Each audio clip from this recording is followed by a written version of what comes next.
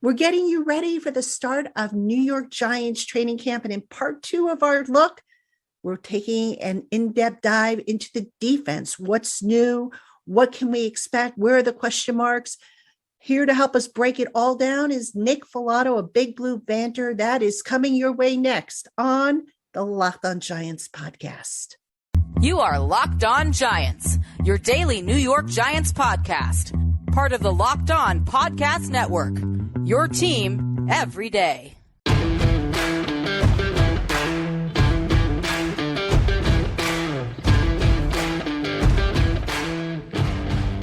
Hello, New York Giant fans, and welcome to another edition of the Locked On Giants podcast, part of the Locked On Podcast family, your team every day. My name is Patricia Traina.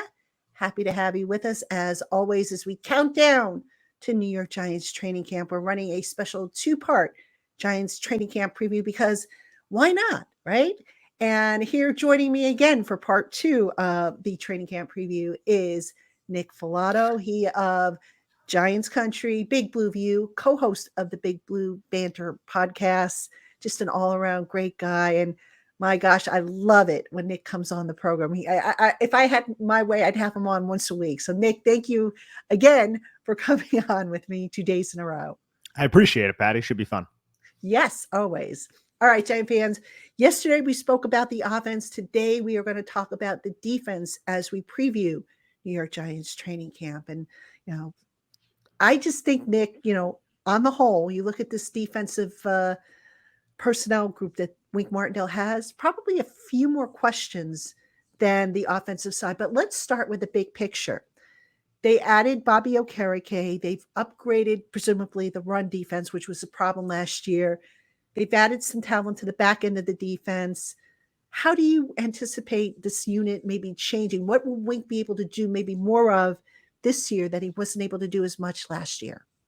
Hopefully fit the run, because that was a huge issue. And it didn't always just come down to the defensive line. As Andre Patterson pointed out, I believe it was before or maybe during OTAs. It wasn't the stopping the run. The Giants were 28th in the league, I think, in rushing yards allowed. That's not solely on the interior defensive line, but the upgrades with A'Shawn Robinson, Nacho, Raheem Nunez-Roches, that's going to help. It's definitely going to help, because a lot of what the Giants struggled with last year, it was power gap concepts. So power gap concept is where you're pulling offensive linemen from the backside to the front side, which means the front side of the play, the offensive line is blocking down and you're creating a hole. Now, if you have a player like A'Shawn Robinson as the player who you're supposed to block down to the front side of the play, it's going to be much more difficult to move a player like that than, say, a Henry Mondu, which is going to make the edge's job easier to keep that rushing lane that is being designed by the offense a little bit more narrow, and hopefully give the linebackers a little bit more time to scrape over the top and position themselves where they need to be. That was the biggest issue with the Giants last year. That's why they did well, primarily well, against zone rushing teams like, say, the Minnesota Vikings, the Seattle Seahawks. They were pretty damn good against them in terms of stopping the run. I think like Kenneth Walker had one really nice run, and the Tennessee Titans when they shut down Derrick Henry in the opening game of the season. So I think that is what I'm mainly looking for. As we said yesterday, creating explosive plays was the focus of Joe Schoen in terms of what he was going to do to fix the offense. I think the focus on defense was just shut down the run.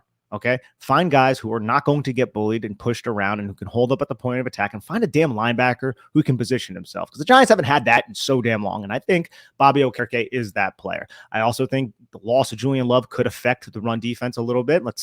I know Julian Love, a lot of people are like, yeah, he didn't really sign for that much with the Seattle Seahawks. I think it was like $6 million a year or something like that. I still think what he was able to do as a run defender coming from the alley as a safety and just wearing as many hats as he did, I still think it's a loss that hopefully Dane Belton, Bobby McCain, and Nick McLeod can overcome. I think that's well within the range of outcomes, but it's still something that must be proven.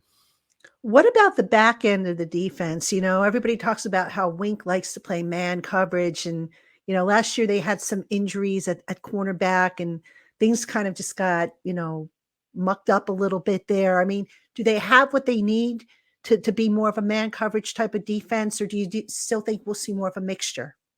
I think you're going to see a mixture. I think within the DNA of Wink Martindale, it's pressure and it's man coverage, but that's not all he does. I think Wink Martindale is one of the more adaptive defensive coordinators, maybe in the NFL. Like, he's a very adaptive type of guy. We've seen that with his just wild personnel packages that he used back when he was with the Baltimore Ravens. We saw it a little bit last year as well. I think with the upgrade in personnel, we're going to see a little bit more of a creative usage of all the defensive players that are on this roster. But adding Deonte Banks is easily going to improve your ability to play man coverage. And I think the Giants have two true man cover cornerbacks in Adoree Jackson, in Deonte Banks. Is Deonte Banks going to take his lumps a little bit? Possibly. Yes, he's a rookie cornerback. He's going to have to go up against Devonta Smith, A.J. Brown, CeeDee Lamb, all these players. It's going to be difficult, but he has to have a short memory. And I think he has that type of mental toughness to have the short memory to go out there and execute what he is supposed to execute. And I think the tandem of him and Jackson it fits what Wink Martindale wants to do. It fits the DNA of Wink Martindale. And then you look at the slot and you're like, do the Giants have that slot option? I think the Darnay Holmes discussion is probably the more interesting discussion point throughout training camp, just how he does. And also the Giants can save $2.7 million, and this is something we're going to get into, I'm sure, in a little bit. But if you could save $2.7 million, usually you take that option on a guy who is on his last year of his contract. Now, Giants faced that last year. Darius Slayton ended up taking the pay cut. That worked out for the New York Giants. It worked out for Darius Slayton. Doesn't mean it's necessarily going to work the same for Darnay Holmes, but that's a tough decision the Giants going to have to make. And I think Darnay Holmes is look, I know he gets grabby in coverage. He's not the best down the football field. I think of some of the plays he makes on screens and bubbles and just in run support, they go a little bit unheralded. I think he's very, very pound for pound, a very effective player operating around the line of scrimmage. But, the Giants drafted in the day 2 of the draft somebody to be the replacement for him. And he's currently on the roster in Cordell Flott. And if Cordell Flott is ready to step up and man the slot, that could make a player like Darnay Holmes a little bit more expendable.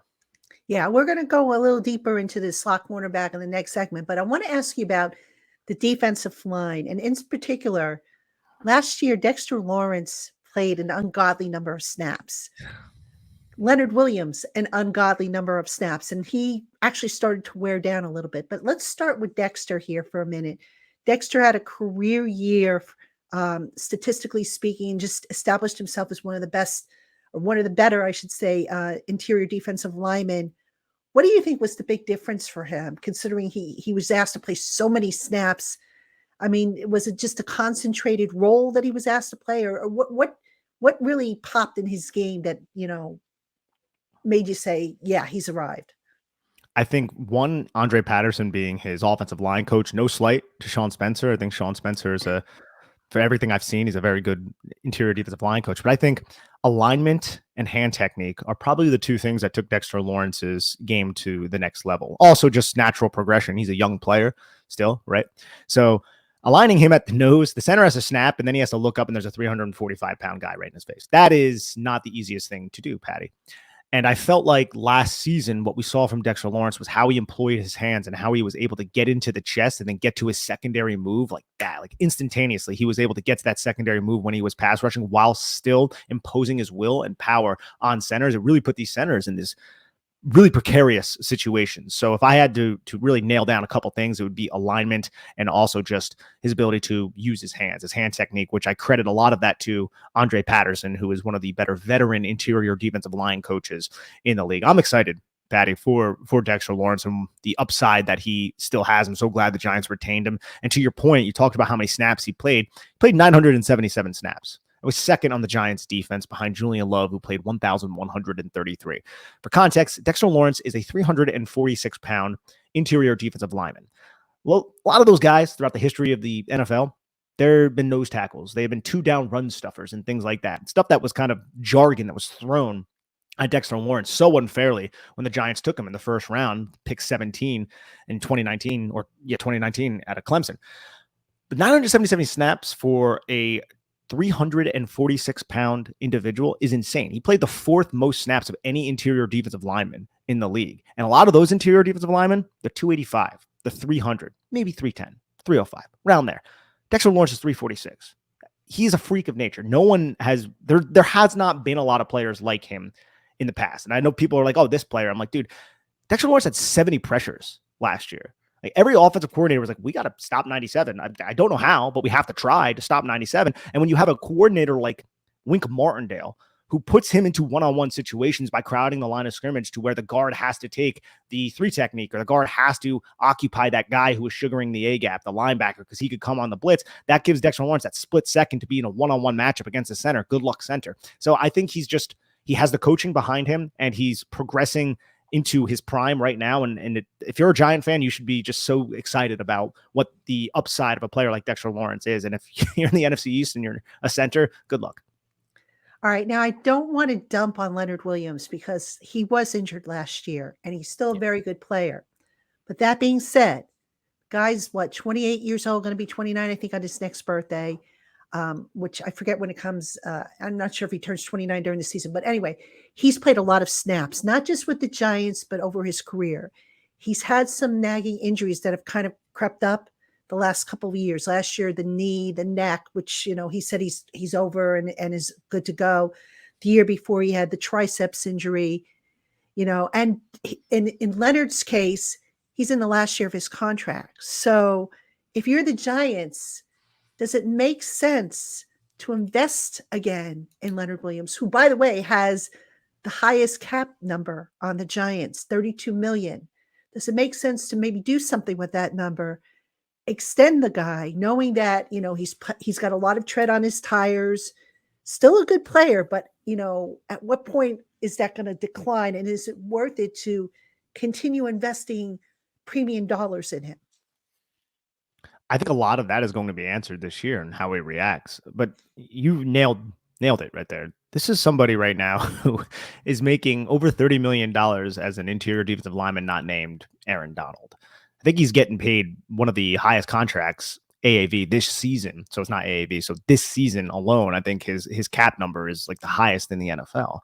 That's not a quarterback, and it might even be with quarterbacks. It's an insane situation that the Giants found themselves in due to a lot of different variables, but he's getting paid a lot of money, and I don't know if Joe Schoen wants to touch it. I don't know. Nothing suggests to me, and I think Leonard Williams' camp has even suggested that they haven't had conversations about it. So they don't want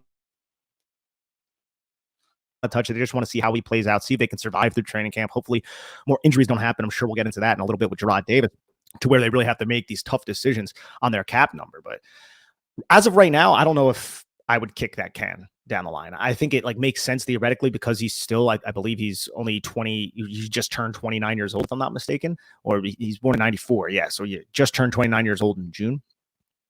I think he's still an effective player. I think he's still a very good run defender. I think he's very disruptive. I think him as a second fiddle with Dexter Lawrence there is something that that's not a role that he's played throughout his career. When he was with the Jets, he was the primary guy. When he came over to the Giants, even though the Giants had Dalvin Tomlinson isn't the type of pass rusher of Leonard Williams or Dexter Lawrence, as much as I love Dalvin Tomlinson. So I think him playing that second fiddle is going to help the overall defense and kind of maybe alleviate a little bit of pressure off of Leonard Williams. But to your question, I think the Giants stay pat, and unless they get really, really desperate, that's when you touch the contract, just because he could just break down this season, which we've seen. We've seen players who are relatively healthy their entire careers in terms of playing games, which Leonard Williams has played through a lot of injuries, and I respect him for that. But then you have that year like last year. And let's just be clear too, because I know we're being a little negative here. He still had over 40 pressures last season. So he's still an effective football player. But if he takes a precipitous drop downward and then you tied money into him going into the future, that's not a great situation for the Giants, especially when you still have to sign maybe Xavier McKinney, Andrew Thomas to long-term deals. We're not even sure what's going on with Saquon Barkley. So I think that's probably where the Giants are. And it's probably the prudent move. Just kind of wait and see, and then only react if you really, really are forced to. All right, you got Patricia Traina and Nick Falato on this edition of the Locked On Giants podcast. We're talking Giants defense as we get you ready for summer training camp, which is right around the corner. Coming up, we're going to talk position battle. Hey, Giant fans, our partner at eBay Motors has teamed up with Locked On Fantasy Football host Vinny Iyer to bring you some of the best fantasy picks every week, all season long. Whether you're prepping for a draft or scouting the waiver wire, every week we're going to provide you with players that are guaranteed to fit on your roster. And with draft prep underway for the upcoming fantasy season, Vinny's eBay's Guaranteed Fit Fantasy Picks of the Week is a guy with whom that when you're on the clock for the overall pick in the 2023 fantasy draft, it's okay to get downright giddy about doing it with the gritty. That means picking Vikings wide receiver Justin Jefferson, who is a guaranteed fit for your fantasy roster. Over the past 2 seasons, Jefferson led the league in both receptions and receiving yards. He will remain a dominant number 1 in target monster in 2023 and is a guaranteed fit to ignite the rest of your fantasy football lineup towards success. And Giant fans, if you're looking for a guaranteed fit for your vehicle, you need to check out eBay Motors. With over 122 million parts and accessories for your vehicle right at your fingertips, you can make sure that your ride stays running smoothly. Air filters, brakes, batteries, taillights, alternators, shocks, struts, you name it, eBay Motors has it. And they'll make sure it's the right fit for your car because eBay's Guaranteed Fit helps you to understand exactly what part you need for your vehicle. So go forth, switch gears, crank up the AC, and say goodbye to sweating when your ride needs a little fixing up. Because with eBay's Guaranteed Fit, everything you need for your vehicle is just a click away. Just look for the green check for those parts and accessories that are right for your vehicle, make and model, and are at the right price. Visit ebaymotors.com and let's ride. eBay's Guaranteed Fit is only available to U.S. customers. Eligible items only. Exclusions apply. All right, Giant fans, welcome back to the Locked On Giants podcast. You got Patricia Traina, your host, Nick Falato, guest, and we are talking Giants defense as we get you ready for Giants training camp, which will be here. It's coming. It's coming, folks. Get excited. I know I am. I know Nick is. I'm sure a lot of you are. And we are going to talk now about some competitions on the defensive side of the ball. We got to start with the inside linebacker. Now, what we're recording this program on July 12th, and the day prior, it was reported that Jarrad Davis, one of the inside linebackers who was believed to be, the front runner to, play alongside of Bobby Okereke in the base, he is going to be out indefinitely due to a surgery that he had for an undisclosed medical issue. That leaves a lot of young, relatively unproven talent. Nick, what do they do at inside linebacker, that second spot? It's where it gets interesting because you already have an injury and it's not training camp yet. You don't have a lot of cap space to operate with. And that's why Darnay Holmes factors into this as well, even though he doesn't play the linebacker position. I still think hopefully Darnay Holmes gets a chance throughout training camp, which I'm sure he will. But I think the Giants could look outside of the organization, not necessarily for a starter, but just someone who can compete with Micah McFadden and with Darian Beavers. Luckily, the Giants went out and they signed Bobby Okereke. And Bobby Okereke, look, I know the Giants loved quarter personnel. They ran it like 10% of the time last year. Quarter personnel is personnel group that doesn't have any linebackers out there on the field. I don't know if the Giants are going to use it as much with Bobby Okereke there because he's athletic enough to cover a lot of these guys who are number 3 receivers, in tight ends, things like that. But you still need a starter in base and in some nickel packages. Without Jarrad Davis there, and I don't even think, like Giant fans, we weren't relying on Jarrad Davis, but he was, as you said, just probably the front runner. So now there's just a premier matchup, I guess, between Micah McFadden and Darian Beavers. I think those are the two that you're looking at. And it's like, who's going to rise up? Beavers had the inside track before his injury, but he's ailing from an injury. Mike McFadden was benched twice last season, once for Jarrad Davis, who the Giants got off the Lions practice squad. Not a great situation. And then you have Cam Brown, Carter Coughlin, special teams guys. I think they played like 6 snaps between them on the defense, and it all came in week 18 against the Eagles. So I'm not going to consider them necessarily in this equation. Troy Brown and Deontay Johnson, 2 players, UDFAs. Troy Brown from Ole Miss, Deontay Johnson from Toledo. Didn't really think much of them before this injury. Now I'm looking at them, and I'll be honest, I didn't love their tape.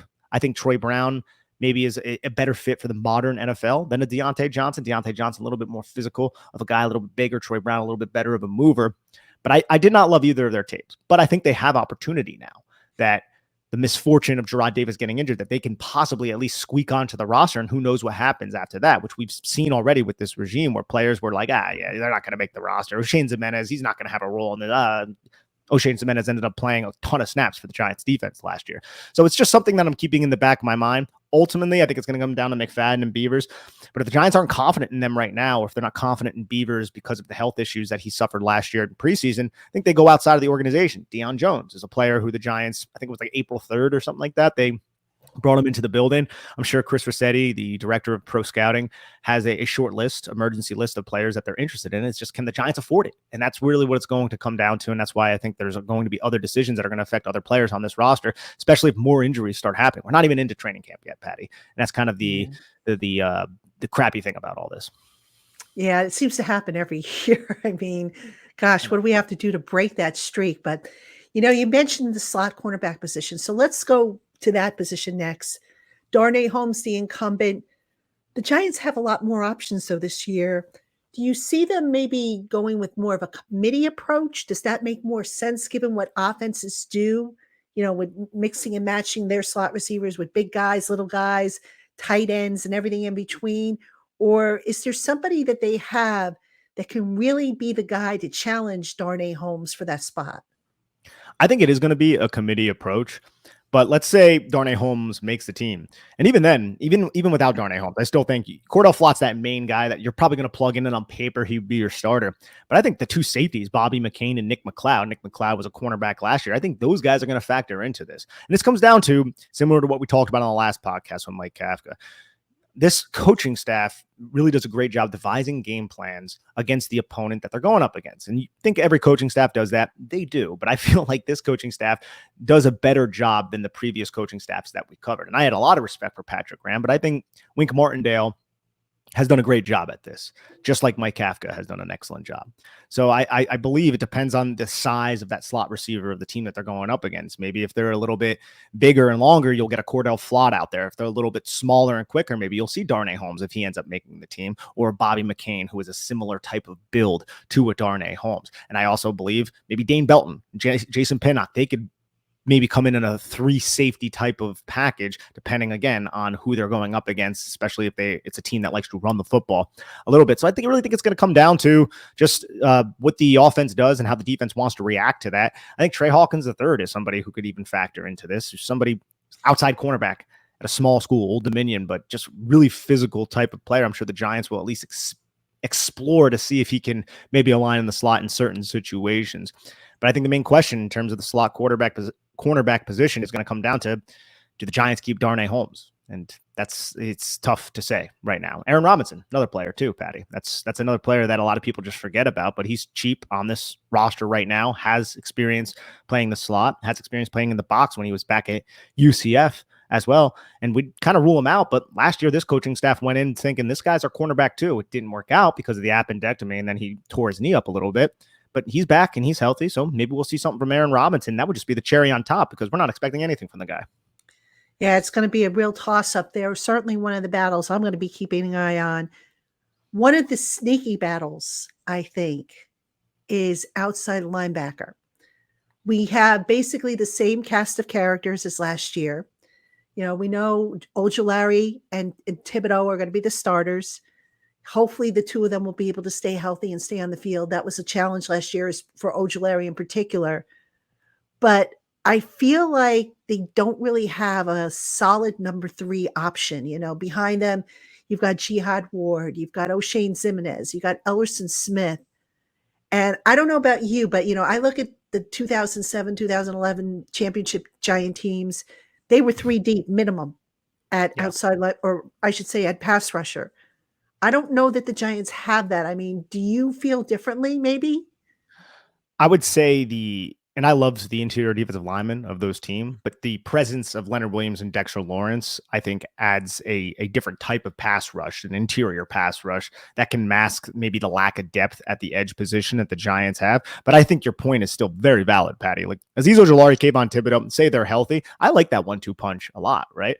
I think Jihad Ward on early downs, running downs, he's a very capable and solid player and a presence out there. Anytime a tight end had to block Jihad Ward, it never really worked out for the tight end. Jihad Ward would toss the guy. I do feel like Jihad Ward, just a side note, committed like 3 face mask penalties that were never called against him. He might have had one that was called against him, but there were times where I was like, dude, he just ripped that guy's face mask off and it wasn't called. So that was kind of cool for the New York Giants. But to circle back a little bit, Kayvon, Azeez, you got Dex, you got Lenny. I love that 4 right there. I love that. But we know the Giants are going to sub these guys in, sub these guys out, use them situationally. What if an injury happens? Jihad Ward, that's a running guy. He's not a pass rusher.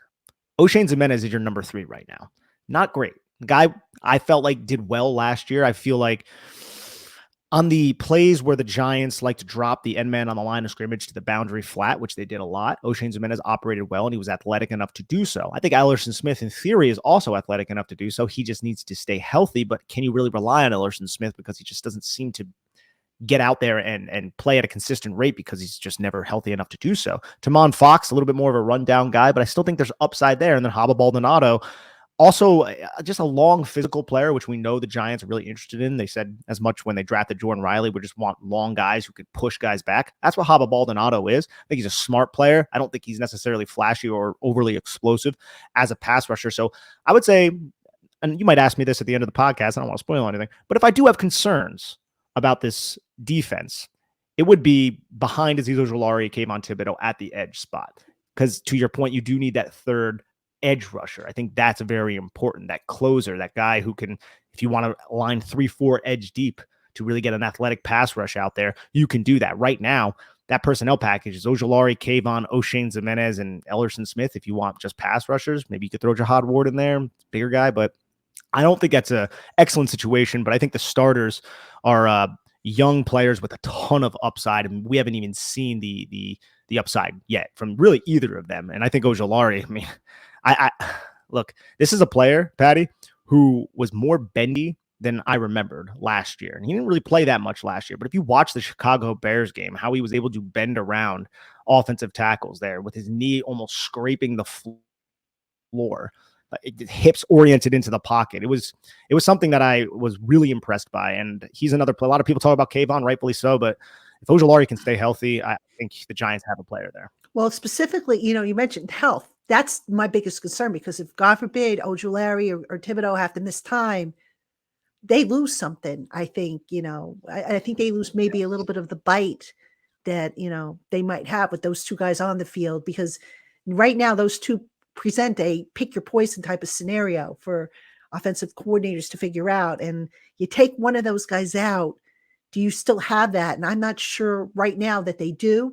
Now, maybe maybe we'll see differently in camp if things will change. But right now, based on what we know, I just don't see it. So that'll be interesting to keep an eye on for sure. The other battle, safety. Now, we talked about the possibility that there might be a committee approach at slot cornerback. Might there be a committee approach to make sense at safety for that Julian Love spot?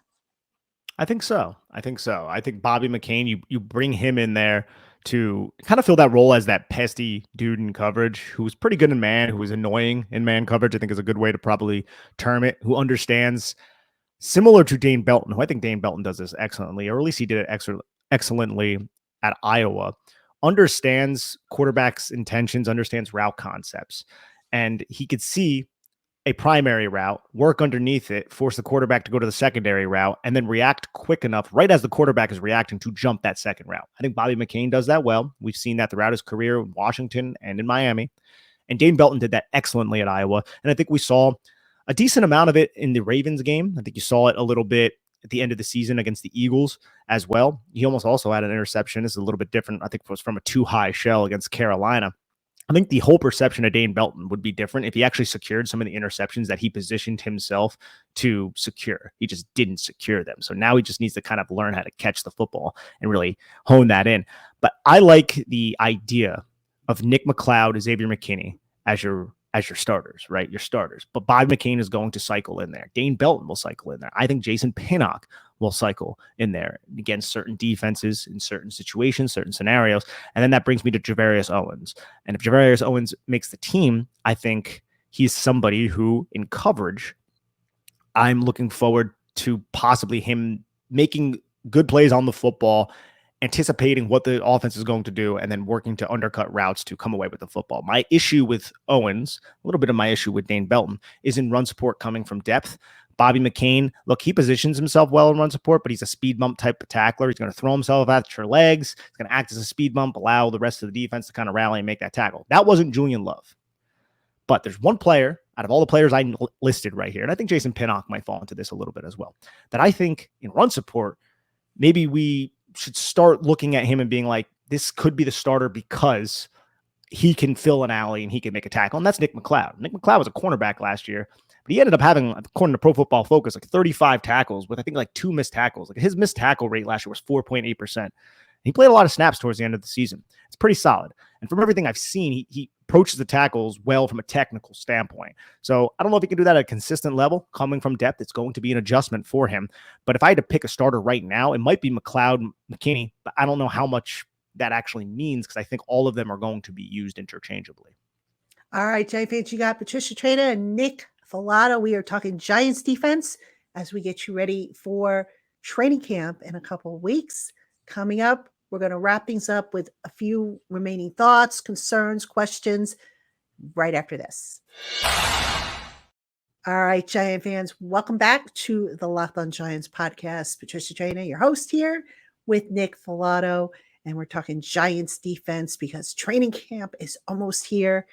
And Nick, you touched upon it a little bit, in the previous segment, concerns that you still have that maybe we haven't really talked about thus far in the program. We talked obviously about, the edge rusher. We talked a little bit about, what are they going to do at safety, at cornerback, the cornerback depth. I think to me is also another concern. Even though they've got guys, do they have, a good solid option if, God forbid, Banks or Adoree Jackson isn't in there? I mean, what are your thoughts and what other concerns might there be? Those are all my concerns that you just listed. It really comes down to depth. I think the Giants have certain players that if they do get injured, and I'm knocking on wood right now, everyone, okay? But if they do get injured, they could be in I don't want to say world of peril because last year Wink Martindale figured it out with a lot of practice squad guys. And I think the Giants pro scouting department is so good that they're going to find players at a cheaper cost who are on practice squads, who can fit in and who are smart enough to execute their assignments within the confines of Wink Martindale's defense. Now, if Bobby Okereke gets hurt, world of trouble. I think if it's Azeez Ojulari, Kayvon Thibodeaux, either of those guys get hurt, pretty big trouble right there. I think Adoree Jackson and Deonte Banks, I think you're in some trouble if either of those guys end up going down, let alone both of them, right? Especially if Darnay Holmes isn't on this roster, which we've already kind of talked about and discussed, because then Cordell Flott would be your main nickelback. I think Nick McCloud can drop. He could play nickelback. I think Nick McCloud can also play cornerback as well. That's why he is somewhat of a Julian Love replacement, right? We all talked about Bobby McCain and Dane Belton being the replacement. No, Nick McCloud is the replacement because I think Nick McCloud, when the situation gets dire, the Giants will be like, Nick McCloud, we need you to do this now. And he'll be like, all right. And that's what Julian Love did for years with the New York Giants.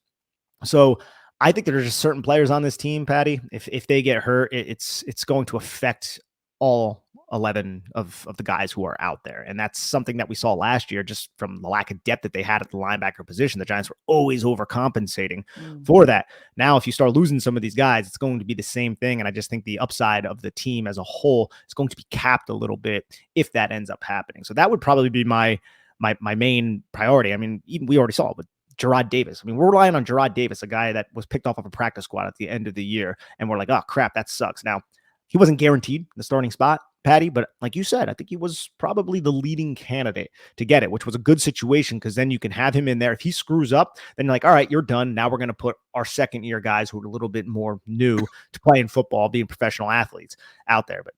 But now without him, it's going to put a lot more pressure on McFadden, Beavers, and whoever else has a shot at that weak side linebacker spot or Mike spot, whatever spot Wink Martindale decides to put him at.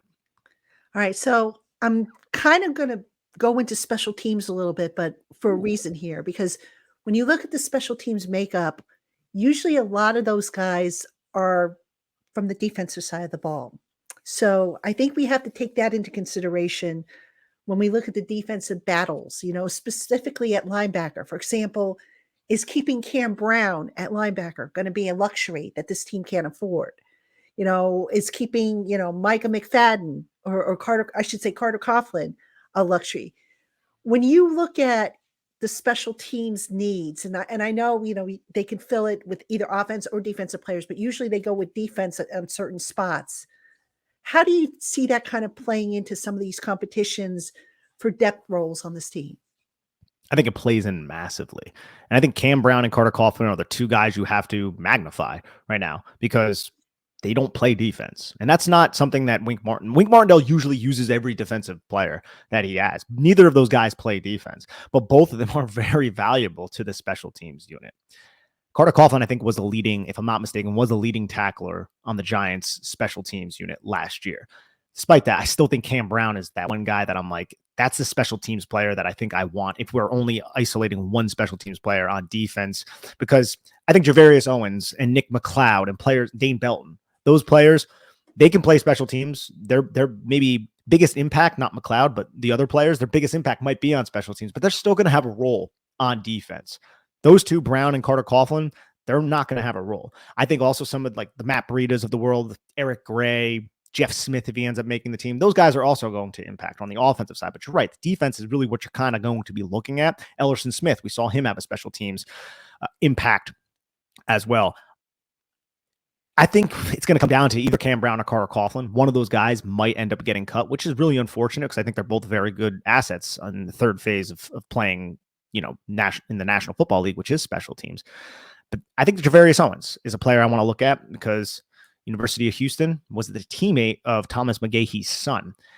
I think Thomas McGahee might have a relationship with him for that, but I think he has to prove himself on special teams, obviously, in order to make this team. I think Jason Pinnock, I think one of the main reasons the Giants wanted to go and get this guy, not only is he long and pretty physical, but he was an asset for the Jets in preseason on special teams. I think Trey Hawkins III, I think he has special teams written all over him, but the Giants got this guy in the 6th round, he's cornerback. I think he's going to have a spot on this roster. That kind of leads me to a player like Amani Oruwariye, who's on this roster as well. Presumably, Patty, the third cornerback on this team. But what upside does he have on special teams? Would you rather keep a Javarius Owens, who is a safety, or an Amani O, and then possibly have Leonard Johnson make this team, who could also play special teams as well? So I think it gets really interesting where you're kind of plugging and moving these pieces around like a puzzle to be like, this guy isn't going to make the team because he doesn't have as much value on specials. I really only think, man, this is going to be a really tight crunch, 53-man roster. There's probably only going to be room for one no defensive snap type of special teams player. And last year the Giants carried 2. So it's going to be either Carter Coughlin or Cam Brown. And you can kind of pick and choose there. I think both of them are very good special teams players, but it's going to be a difficult decision where one of those good special teams players more than likely won't make this team. And of course, the injuries can further muck that up a little bit. Exactly. What do you think about that, by the way, Patty? Because I'm curious. About what? About the Cam Brown, Carter Coughlin special teams discussion. I would tend to go more for Cam Brown because of the length. Because yes. he's had experience with playing gunner. I don't understand why he didn't play it as much last year. That said, I don't think Cam Brown made as many impactful plays as he had in the past. Yeah. But I just like his overall, profile offerings. I think, especially gunner play was awful last year. I think we can both agree on that. It was inconsistent. And you look at Jamie Gillian, a lot of people say, Jamie Gillian stunk. Yeah, he had his problems, but he also didn't have a really consistent gunner play, which was a problem. That brings me to Jeff Smith on the offensive side, too. And that's why this is such a cool conversation, because you start incorporating offense. Like, what impact can Jeff Smith have as a wide receiver in a loaded wide receiver room? But his utility on special teams is going to supersede what he can do on offense. But is that going to be enough for him to make the 53-man roster? There's going to be some tough cuts. Look, the Giants recently haven't really cut many good football players. And this year, they might release some guys who are going to get scooped up off the waivers. Or maybe try and trade some of these guys if they can get some extra draft picks, which they won't have next year because they're not getting any comp picks. All right, final question. Speaking of which, the Giants, I'm pretty sure, are going to add another player to the roster, and I think it's going to be a defensive player because, given the Gerard Davis, situation, I think he ends up potentially on NFI, non-football injury, assuming that, his situation wasn't caused by a football-related injury. That being said, given the free agents that are out there, if there's one guy that you would love to see the Giants sign for the defensive side of the ball, who is it and why? I think it's going to be a linebacker. It'd probably be – okay, I got a couple. I wrote about this on Big Blue View.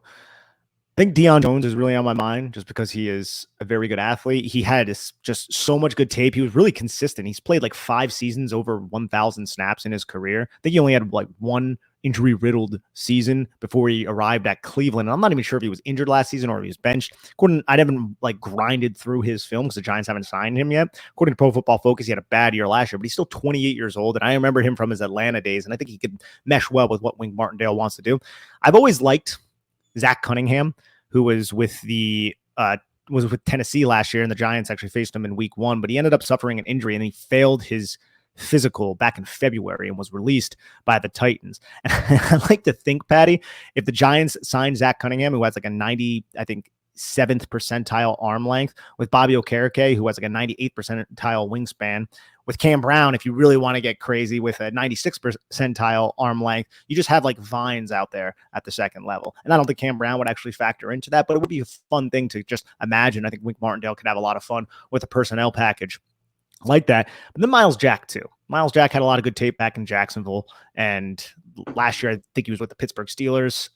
It seemed like, according to Pro Football Focus, was a little bit up and down, but I always appreciated his physicality, his athletic ability, and the player he was when he came into the league. I think it was like 2017 out of UCLA. So those 3 players are guys that I have on my mind. I know it's not popular among Giant fans, but I'm not opposed to the Giants going out and bringing back Jalen Smith either. It's not my first choice, but Jalen Smith knows this team. I put this in my article, and some people got to laugh at it. It looks like he drinks like 5 Red Bulls before every play because he's so hoppy and so on his toes all the time.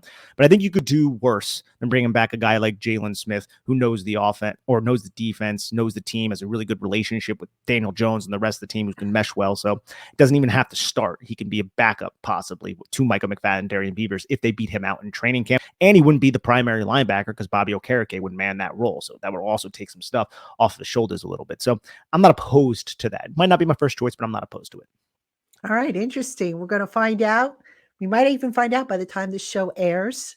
If the Giants make a move, I think they will. But, things are ramping up as we get close to training camp. I'm excited. I know you're excited. Giant fans, I hope you're excited as well.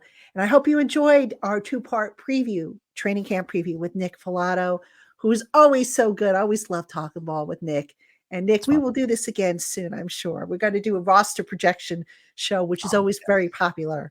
So we'll try and plan for that. So Giant fans, that's going to do it for this edition of the Locked On Giants podcast. Again, thank you for making us your first listen of the day, or if watching on YouTube, your first watch of the day.